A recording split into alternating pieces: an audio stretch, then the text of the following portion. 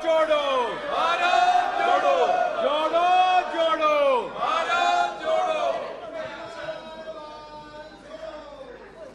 Speaker sir, सबसे पहले मैं आपका धन्यवाद करना चाहता हूं कि आपने मुझे लोकसभा में रीइंस्टेट किया।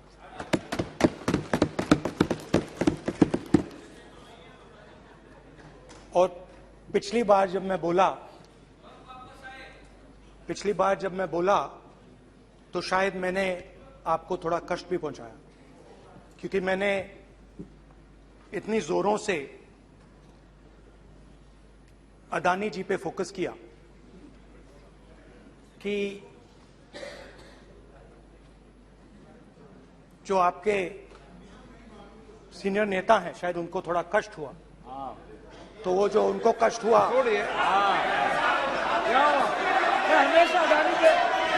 हमेशा अडानी पे अभी भी कष्ट हो रहा है। वो जो कष्ट हुआ, अभी भी कष्ट हो रहा है। विषय पे आइए, विषय पे। अभी भी कष्ट हो रहा है, अभी भी कष्ट हो रहा है। ये देखिए, ये सारे नहीं मगर सुनिए तो वो जो कष्ट हुआ 1 2 3 4 5 उसका असर शायद आप पे भी थोड़ा हुआ। तो इसके लिए मैं आपसे माफी मांगता हूं, मगर मैंने सिर्फ सच्चाई रखी थी। मगर आज जो मेरे बीजेपी के मित्र हैं, आज आपको डरने की जरूरत नहीं है, डरो मत, क्योंकि आज जो मेरा भाषण है, डरो मत, और आप डरो मत।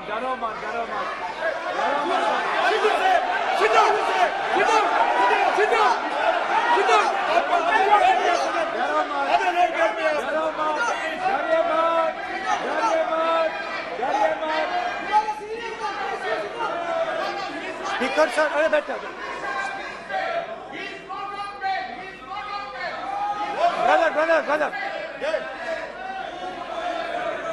तो आज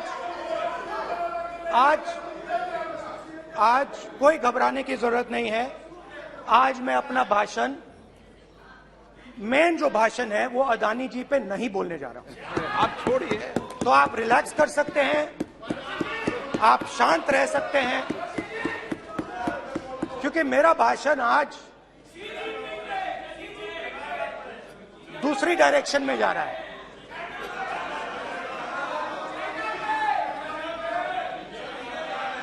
रूमी ने कहा था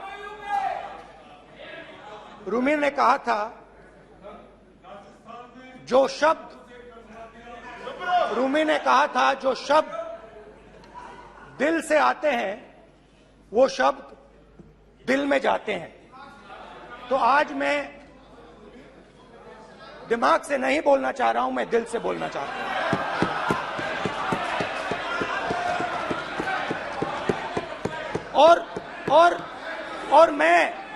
और मैं आज आप लोगों पर इतना आक्रमण नहीं करूंगा। मतलब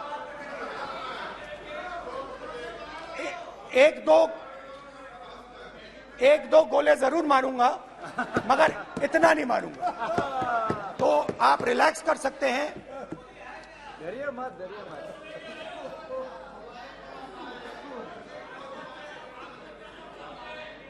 अरे रक्षा मंत्री जी आज संभाल लेंगे आप लोग।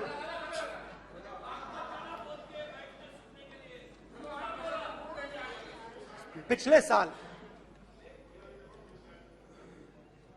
130 दिन के लिए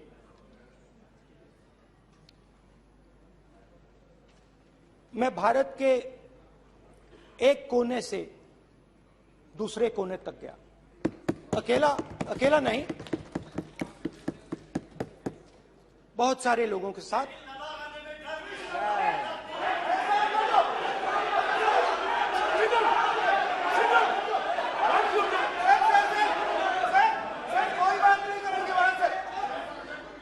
सर ये हमारा टाइम खत्म करने का साजिश है प्रधानमंत्री बोलेंगे ऐसे ही होगी सर। सारे समाज निकल जाए। समुद्र अधीर अधीर अधीर समुद्र के तट से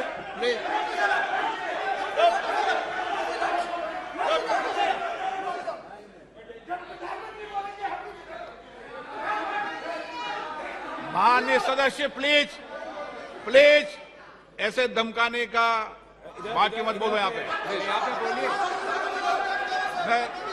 हाँ प्लीज। मैं समुद्र के तट से कश्मीर की बर्फीली पहाड़ी तक चला। नहीं, लद्दाख को मैंने नहीं छोड़ा। यात्रा अभी खत्म नहीं हुई है, यात्रा जारी है और जरूर लद्दाख आएंगे, घबराइए मत।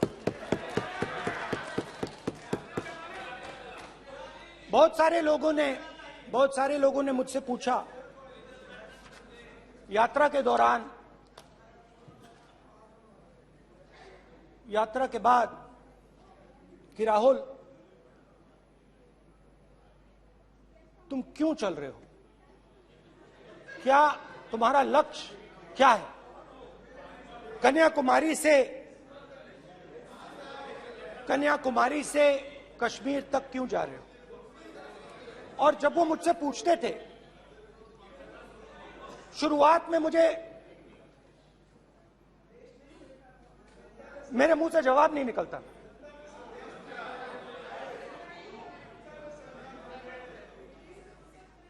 शायद मुझे ही नहीं मालूम था कि मैंने ये यात्रा क्यों शुरू की। जब मैं कन्याकुमारी से शुरू हुआ, मैं सोच रहा था मैं हिंदुस्तान को देखना चाहता हूं, समझना चाहता हूं, लोगों के बीच में जाना चाहता हूं, मगर गहराई से मुझे मालूम नहीं था।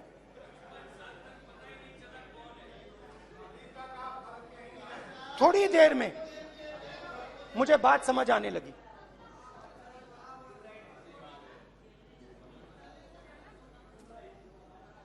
जिस चीज से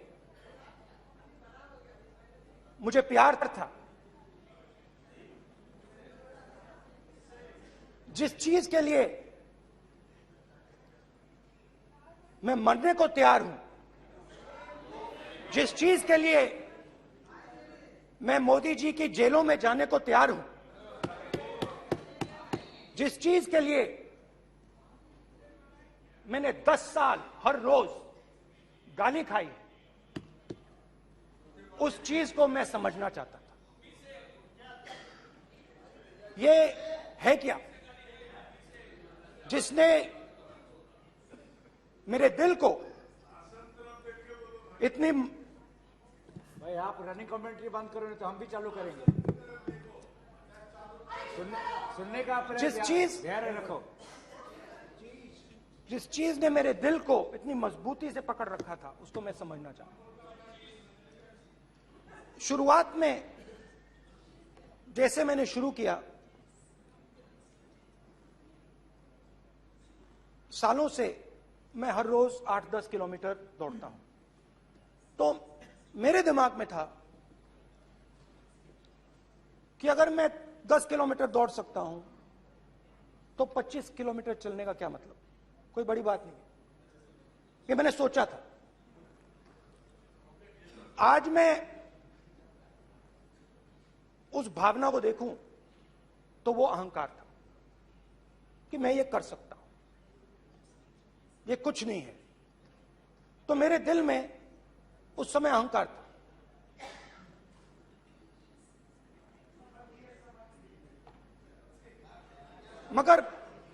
मगर भारत अहंकार को एकदम मिटा देता है, 1 सेकंड में मिटा देता है। तो हुआ क्या, 2-3 दिन में मेरे घुटने में दर्द शुरू हो गया। पुरानी इंजरी थी और जबरदस्त दर्द। हर रोज मैं उठूं, और मेरे घुटने में दर्द, हर कदम में दर्द। तो पहले 2-3 दिनों में जो अहंकार था, जो मतलब भेड़िया जो निकला था, वो चींटी बन गई एकदम। जो हिंदुस्तान को अहंकार से देखने निकला था, वो पूरा का पूरा अहंकार गायब हो गया। और रोज मैं डर डर के चलूं कि क्या मैं कल चल पाऊंगा। ये मेरे दिल में डर था। और जब भी ये डर बढ़ता था, कहीं ना कहीं से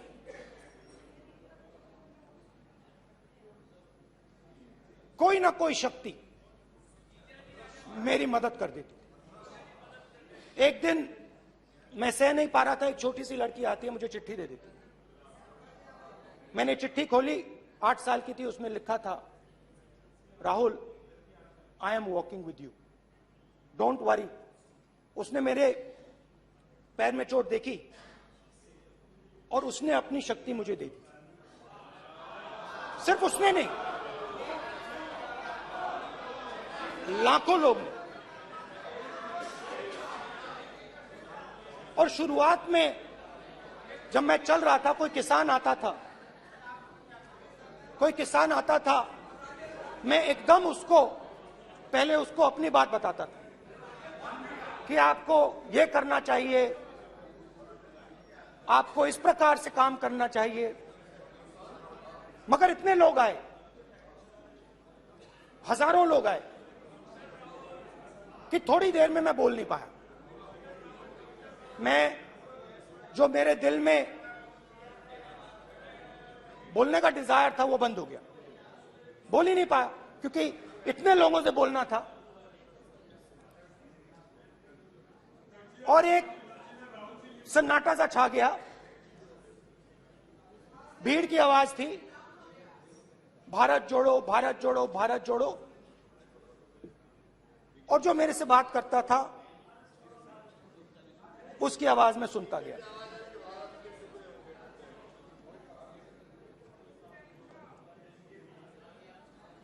हर रोज सुबह 6 बजे से रात 7-8 बजे तक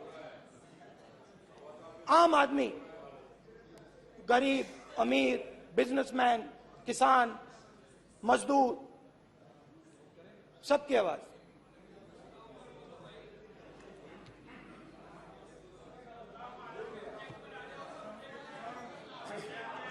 आ रहा हूं। आप कल से रुके, अब थोड़ा और रुक लो, 5-10 मिनट रुक जाओ। तो ये चलता गया, मैं बात सुनता गया। और फिर मेरे पास एक किसान आया, और किसान ने हाथ में रुई पकड़ी हुई थी, और उसने मुझे कहा, अध्यक्ष महोदय, उसने मुझे कहा, मेरी आंख में देखकर उसने मुझे अपना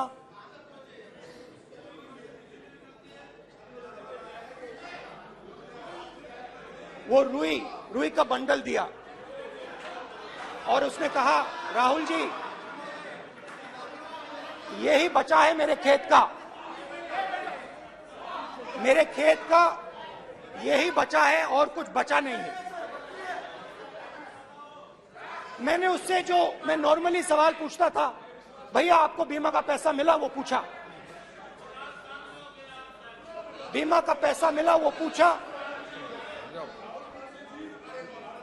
और किसान ने मेरा हाथ पकड़ा। किसान मुझे कहता है कि नहीं राहुल जी, मुझे बीमा का पैसा नहीं मिला, हिंदुस्तान के बड़े उद्योगपतियों ने वो मुझसे छीन लिया। मगर इस बार बड़ी अजीब सी चीज हुई। जब मैंने किसान को देखा और वो मुझसे बोल रहा था, तो जो उसके दिल में दर्द था वो मेरे दिल में आया। जो उसके आंखों में शर्म थी जब वो अपनी बीवी से बात करता था, वो शर्म मेरी आंखों में आई। जब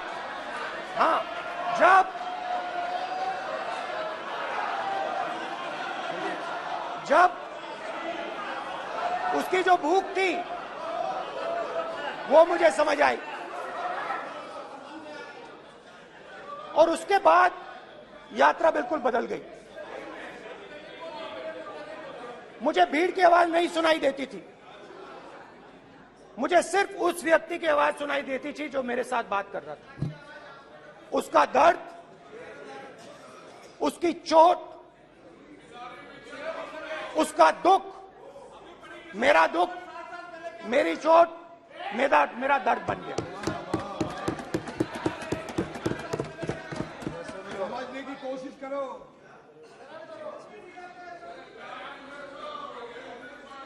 भाइयों और बहनों, लोग कहते हैं कि ये देश है, कोई कहता है ये अलग अलग भाषाएं हैं, कोई कहता है ये जमीन है, मिट्टी है, कोई कहता है ये धर्म है, ये सोना है, ये चांदी है। मगर भाइयों और बहनों, सच्चाई है कि ये देश एक आवाज है। ये देश सिर्फ एक आवाज है। ये देश, इस देश की लोगों की आवाज है। इस देश के लोगों का दर्द है, दुख है, कठिनाइयां हैं। और अगर हमें इस आवाज को सुनना है तो हमारे दिल में जो अहंकार है, हमारे जो डिजायर्स हैं, हमारे जो सपने हैं, उनको हमें परे करना पड़ेगा। जब हम अपने सपनों को परे करते हैं तब हमें हिंदुस्तान की आवाज सुनाई देती है, तब तक हिंदुस्तान की आवाज हमें नहीं सुनाई देती। अब आप कहोगे ये बात मैंने नॉन कॉन्फिडेंस मोशन में क्यों रखी? इसका क्या मतलब है कि भारत एक आवाज है, भारत लोगों का दुख है, भारत लोगों का कष्ट है, मुश्किलें हैं। क्योंकि भाइयों और बहनों,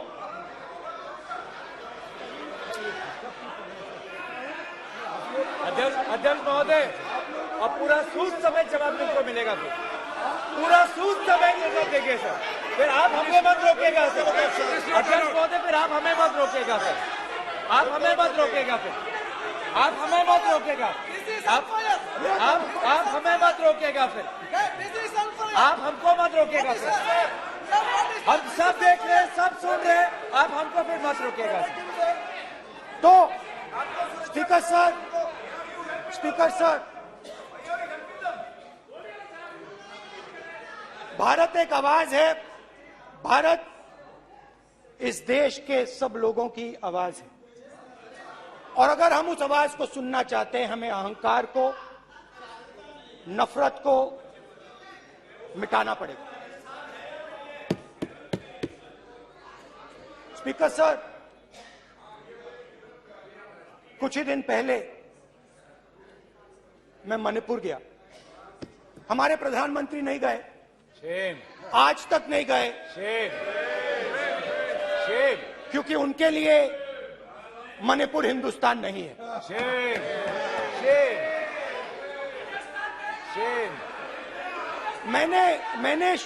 मैंने मणिपुर शब्द प्रयोग किया, मगर आज की सच्चाई यह है कि मणिपुर नहीं बचा है। मणिपुर को आपने दो भाग में कर दिया है। मणिपुर को आपने बांट दिया है, तोड़ दिया है। मैं मणिपुर में रिलीफ कैंप्स में गया। रिलीफ कैंप में आज जा रहा हूं।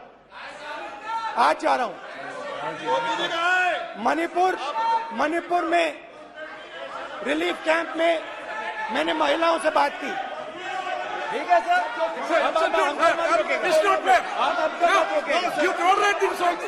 Sir, Don't allow them. पूरा टाइम No, देंगे sit down. पूरा टाइम देंगे। Yeah. Why you all this hooligan? कल देखेंगे।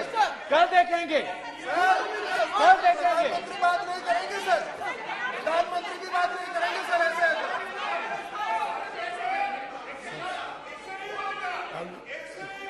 सूद समय मैं जवाब मणिपुर मिलेगा। गया और मणिपुर के कैंप्स में मैंने महिलाओं से बात की, बच्चों से बात की, जो हमारे प्रधानमंत्री जी ने आज तक नहीं किया। एक महिला मुझे कहती है, मैंने उनसे पूछा, बहन क्या हुआ आपके साथ? What's this? सर कल ऐसा होगा सर, एक एक मंत्री बोल रहे हैं। कल आप बोले एक एक मंत्री खड़े होके बोल रहे हैं। एक एक मंत्री खड़े होके ऐसे कर रहे हैं। एक एक मंत्री खड़े होंगे तो पूरे सांसद खड़े होंगे यहाँ पे, पूरे सांसद खड़े होंगे यहाँ पे। बैठे नहीं है चुपचाप करिए। पूरे सब खड़े होंगे, पूरे सब खड़े होंगे। कल कांग्रेस पार्टी ने पूरा देश खड़ा होगा आपके खिलाफ। तो पूरा देश कल आपके खिलाफ खड़ा होगा। मैं बहुत सारी महिलाओं से बात किया, मगर मैं आपको दो उदाहरण देना चाहता हूं। एक महिला मुझे कहती है, मैंने कहा क्या हुआ तुम्हारे साथ? कहती है, मेरा छोटा सा बेटा, महिला का सम्मान करें प्लीज। ये सम्मान एक ही बच्चा था मेरा, कोई शर्म कर लो गल मैडम। एक ही बच्चा था मेरा, मेरे सामने, मेरे आंखों के सामने उसको गोली मारी है। मैं पूरी रात, आप सोचिए, आप अपने बेटों के बारे में सोचिए, मैं पूरी रात उसकी लाश के साथ लेटी रही। झूठ नहीं, झूठ आप बोलते हो, झूठ मैं नहीं बोलता हूं। मैं पूरी रात उसकी लाश के साथ लेटी रही और फिर मुझे डर लगा, मैंने अपना घर छोड़ दिया, जो भी मेरे पास था वो मैंने छोड़ दिया। मैंने उनसे पूछा, कुछ तो लाई होगी?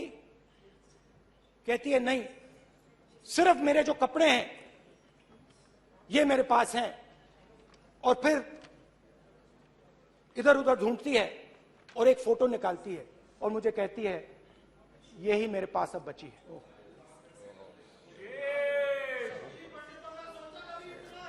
एक और उदाहरण, दूसरे कैंप में मैं, एक महिला मेरे सामने आती है, मैं उससे पूछता हूं, तुम्हारे साथ क्या हुआ? क्या हुआ तुम्हारे साथ? और जैसे ही मैंने ये सवाल पूछा,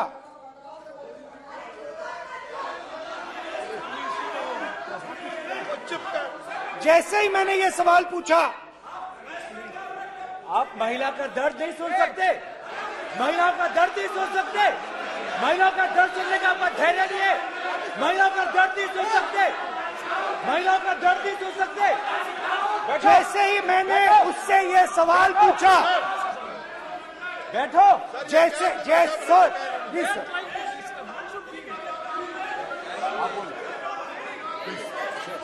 शर्म करिए, शर्म करिए। जैसे ही मैंने उससे सवाल पूछा, तुम्हारे साथ क्या हुआ? शर्म नहीं है तेरे को? वैसे ही 1 सेकंड में वो कांपने लगी। उसने अपने दिमाग में वो दृश्य देखा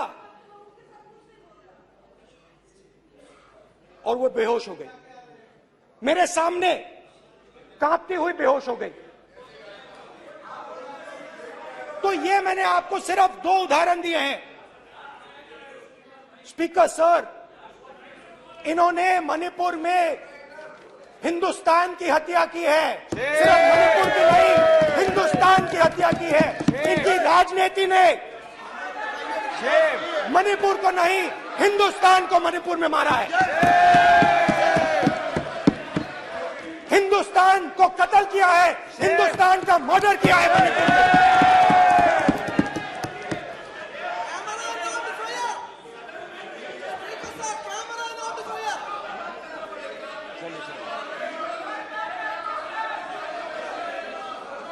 अरे 2 भाग किए हैं, शर्म करिए जी।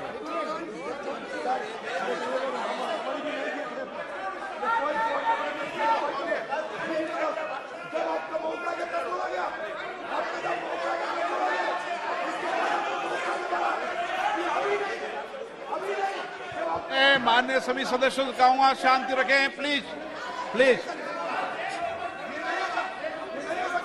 मणिपुर, हाँ क्या बोल रहे हैं? अब बोलिए। अरे भाई क्या बात है?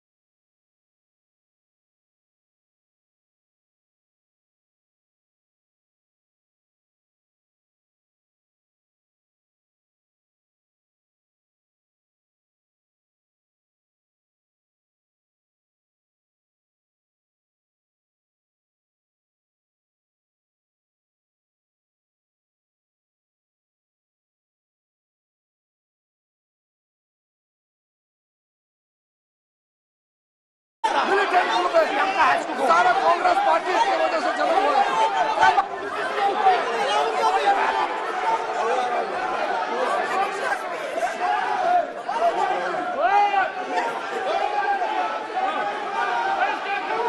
ओके, बैक आजा, बैक हेमंत सबको पीछे ले आओ। बैक हाईवे हो गया प्रतापन हो गया। आप भाषण नहीं सुनना चाहते हैं? आप भाषण नहीं सुनना चाहते? प्लीज बैठिए, बैठिए, प्लीज बैठिए,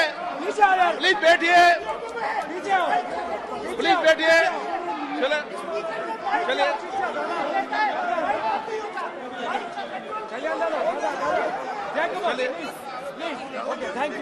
थैंक यू।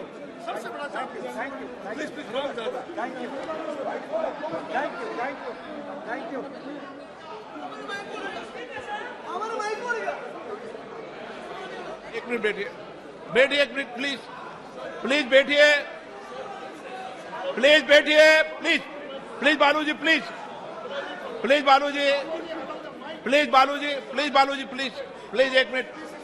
एक मिनट प्लीज बैठिए। माननीय सदस्यगण, ऐसे नहीं सकते। जिस तरीके का व्यवहार आप टेबल पर आकर कर रहे हैं, इस तरीके से सदन नहीं चलेगा। ये तरीका ठीक नहीं है। जब मैंने किसी को कहा है तो कहा है, ऐसे सदन नहीं चलेगा। आप सदन नहीं चलाना चाहते, अलग बात है। अब अपनी बात कहिए, गलत तरीका ये। नो, ऐसे सदन चलने वाला नहीं है। जो माननीय सदस्य टेबल पर आए उनके खिलाफ कार्रवाई होगी। प्लीज बैठिए, आप भी बैठिए।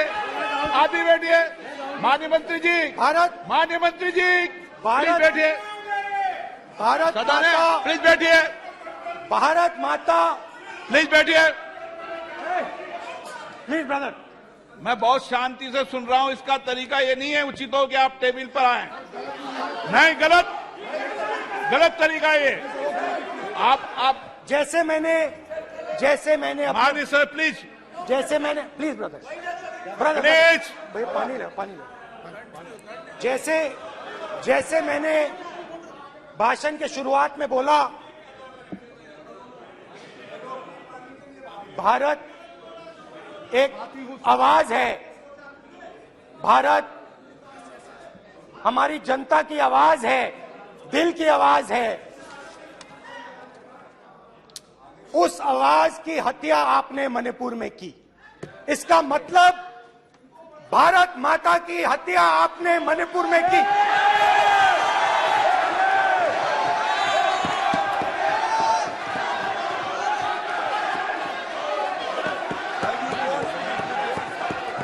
भारत माता को आपने मणिपुर के लोगों के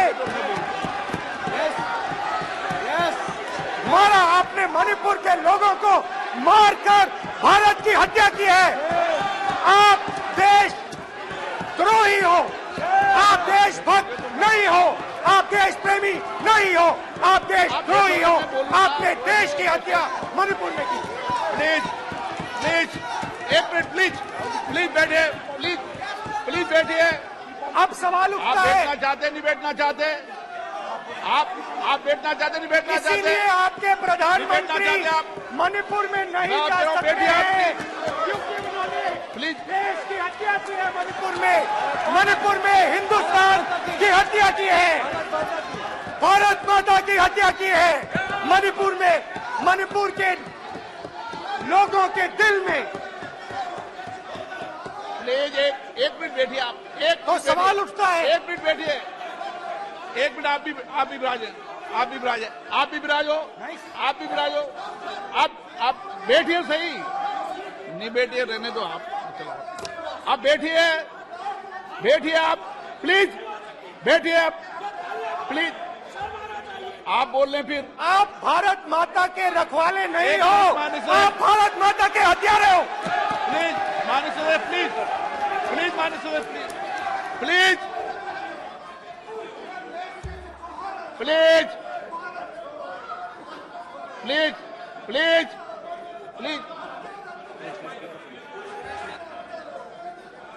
देखिए माननीय सदस्यगण, प्लीज माननीय सदस्यगण, भारत मां हमारी मां है, हमें सदन में बोलते समय संयम बरतना चाहिए। मेरा अपनी मां की हत्या की बात कर रहा हूं, मैं मणिपुर में अपनी मां की हत्या की बात कर रहा हूं, मैं आदर से बोल रहा हूं। आपने मेरी मां की हत्या की मणिपुर में। एक मेरी मां यहां बैठी है, दूसरी मां को आपने मणिपुर में मारा है।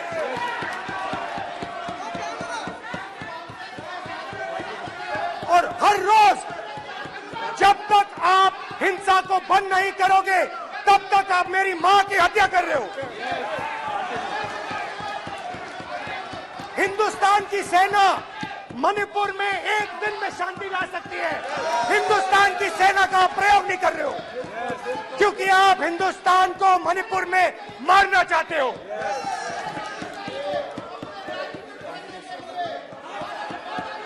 तो अगर नरेंद्र मोदी जी हिंदुस्तान की आवाज नहीं सुनते हैं, अगर हिंदुस्तान के दिल की आवाज नहीं सुनते हैं, तो किसकी आवाज सुनते हैं? दो लोगों की आवाज सुनते हैं, इसकी आवाज सुनते हैं, इसकी आवाज सुनते हैं, माननीय सदस्य, और इसलिए सुनते हैं। नो एक गलत तरीका माननीय सदस्य, देख लीजिए गलत तरीका है। अडानी जी के लिए मोदी जी ने क्या काम किया है, देख लीजिए। ये पहले आप और ये क्वेश्चन बाद लेने में। गलत तरीका आपका, माननीय सदस्य, आपका गलत तरीका है। आप सीनियर सदस्य हैं, आप इस तरीके का व्यवहार सदन में मत करिए। आप बात करिए, लेकिन इस तरीके से क्वेश्चन लाना ये उचित नहीं है किसी तरीके से। रावण दो लोगों की सुनता था,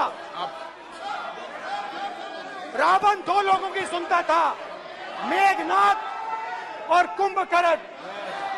वैसे ही नरेंद्र मोदी दो लोगों की सुनते हैं, अमित शाह और अडानी। भाई और बहनों, लंका को हनुमान ने नहीं जलाया था, लंका को रावण के अहंकार ने जलाया था। प्लीज माननीय सदस्य, आप संयमित बोले। आप ये सदन है, आप तरीके से बोलिए माननीय राम सदस्य। ने रावण को नहीं मारा था, रावण के अहंकार ने रावण को मारा था। आप पूरे देश में केरोसिन फेंक रहे हो, पूरे देश में आप केरोसिन फेंक रहे हो। आपने मणिपुर में केरोसिन फेंकी, अपनी चिंगारी लगा दी। अब आप हरियाणा में कर रहे हो, पूरे देश को आप जलाने में लगे हो। आप पूरे देश में भारत माता की हत्या कर रहे हो। धन्यवाद स्पीकर।